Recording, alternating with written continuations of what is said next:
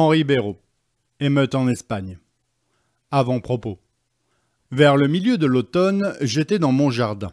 La bise soufflait, on voyait les feuilles tremblantes se cramponner aux arbres, se détacher, tournoyer un moment dans l'air, se poser sur le sol. Puis c'était un autre tourbillon et encore un autre. Et toutes les feuilles tombaient en silence avec grâce, souplesse et mélancolie, comme des gouvernements.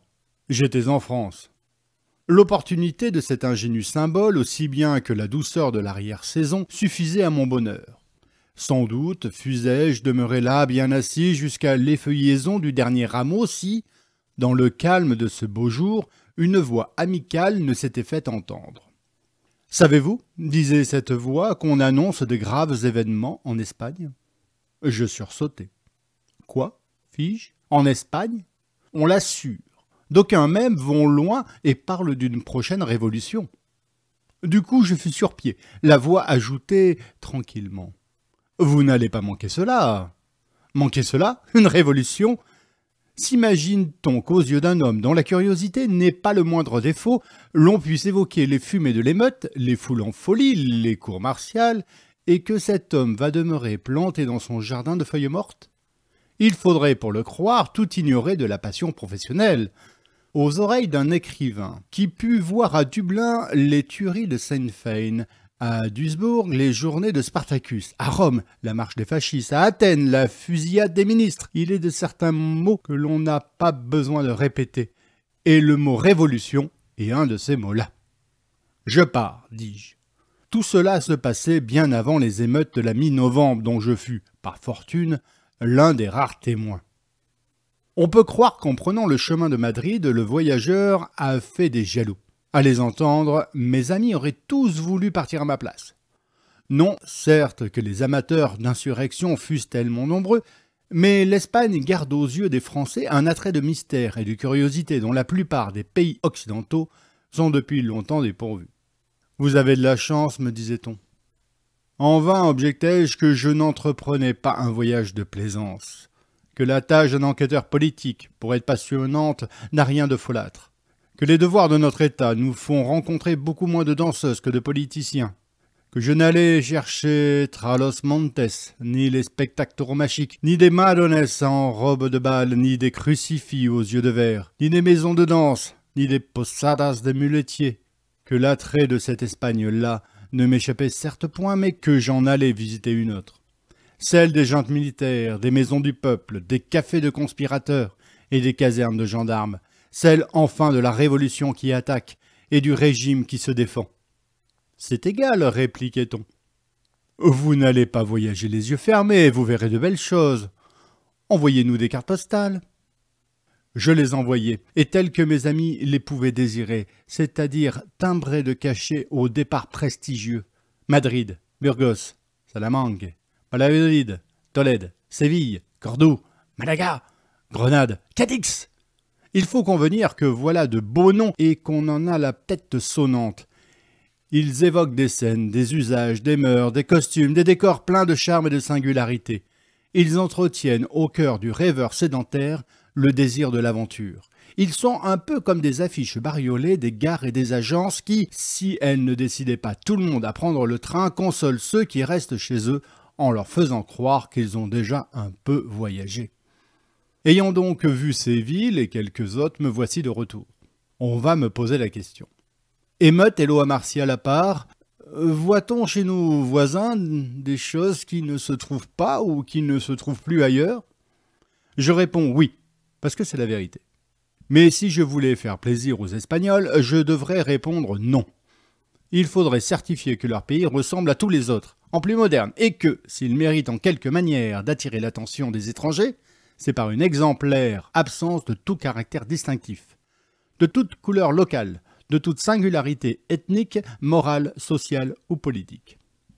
Sur ce chapitre, nos voisins montrent les gens les plus étranges et les plus ombrageux de la terre. Rien ne les contrarie davantage que la curiosité étrangère à l'égard de leur pays. Le mot de notre langue qu'ils détestent le plus, c'est bien certainement le mot « pittoresque ». Si vous connaissez un Espagnol et que cela vous plaise de le taquiner, parlez-lui en souriant de corrida, de mantilles, de basquines, de castagnettes, de fandangos, Et il y a 100 à parier que, prenant cela pour une offense à la dignité nationale, votre homme change de couleur et vous lance un regard dépourvu de tendresse. Du reste, il se remettra bientôt pour vous répondre fort galamment, car l'Espagne est le pays de la courtoisie et de la retenue. Mais il n'en pensera pas moins.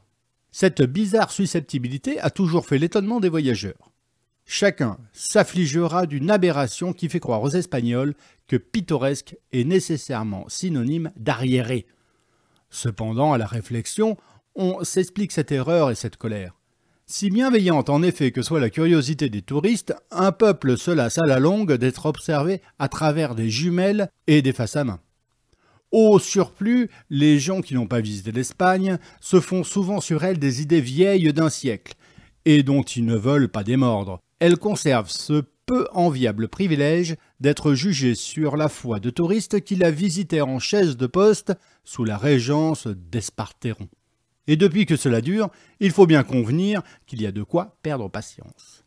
Les Madrilènes, par exemple, ne sont-ils pas fondés à trouver agaçante et grotesque la naïveté de tant de voyageurs qui, la tête farcie des descriptions de Théophile Gautier, pensent trouver, en débarquant dans l'une des plus neuves et des plus belles villes d'Europe, des calèches chargées de señoras à l'œil noir, auxquelles des caballeros en culottes collantes lancent des madrigaux dans une poudreuse cohue de toreros, de guitaristes, de promeneuses aux chignons fleuris, de brigands fumeurs de cigares. D'autres, qui parlent avec un exemplaire de Carmen dans leur sac de nuit, se figurent qu'ils vont trouver des contrebandiers à chapeau pointu sur le quai de la gare et des dragons en colman jaune canari dans les rues d'Alcalá. Comme ils n'aperçoivent naturellement rien de tout cela, ils ne cachent pas leur déception. Et voilà ce dont enragent les Espagnols. Mettons-nous un peu à leur place. Que dirions-nous, Français, d'être jugés en 1930 sur les relations de voyage de Young ou de Stern ? Que diraient nos amis britanniques si tous leurs visiteurs débarquaient à Folkestone avec en guise de Brodecker un exemplaire de lettres anglaises de Voltaire sous le bras? L'on ne peut nier que nos amis et voisins font un grand effort pour moderniser leur pays. Non seulement ils s'adaptent aux façons de vivre les plus nouvelles, aux façons de se vêtir les plus standardisées, mais par tous les moyens et sans regarder à la dépense, ils s'efforcent de réduire au minimum l'impression de dépaysement qu'un étranger éprouve en arrivant chez eux. Cela coûte de la pierre de taille, du ciment, du benzol, de la charpente de fer et du courant électrique. Moyennant quoi l'on peut se flatter d'ôter tout caractère à un pays. C'est en vain, par exemple, qu'on chercherait dans l'Espagne actuelle les auberges légendaires. Il y a beau temps qu'elles ont cédé le terrain à des palaces dont les tarifs peuvent justifier les prétentions au modernisme les plus intransigeants. Nous reconnaissons volontiers que nos voisins ont su créer un magnifique réseau routier, du moins pour les voies du circuito national. Un urbanisme intelligent et grandiose a nettoyé leurs villes, les a trouées de vastes perspectives où s'étalent des jardins, des fontaines, des palais. Ils ont organisé une police de la circulation que l'on peut offrir en exemple, et ils se flattent à bon droit de posséder les meilleurs téléphones du monde entier. Mais tout cela les obligeait-il à renier des traditions vestimentaires à la fois pratiques et décoratives pour arborer d'affreux tranche-côtes et des casquettes à carreaux comme si c'étaient des emblèmes de progrès ou des témoignages de civilisation? De même pour l'architecture. Faut-il considérer comme une chose heureuse qu'au pays des cathédrales et des belles tours, l'on ne rêve plus que de gratte-ciel, coupoles de béton, constructions métalliques? J'ose répéter, avec beaucoup d'amis de l'Espagne, que tout cela me semble aussi funeste qu'inutile. Doublement inutile puisque d'une part on peut toujours améliorer sans détruire et que d'autre part on ne saurait, heureusement, dépouiller un pays de ce qui fait son charme réel et profond. Que nos amis et voisins me pardonnent. En allant chez eux pour essayer de les peindre tels qu'ils sont, je me gardais bien d'emporter une palette romantique. Cependant, je n'ai pas pu me résigner à chausser des besicles de verre fumé. 2 mois durant, j'eus sous les yeux une Espagne pleine de couleurs et de mouvements. S'il en reste quelques traces dans le tableau que j'en rapporte, les Espagnols ne m'en garderont pas rancune.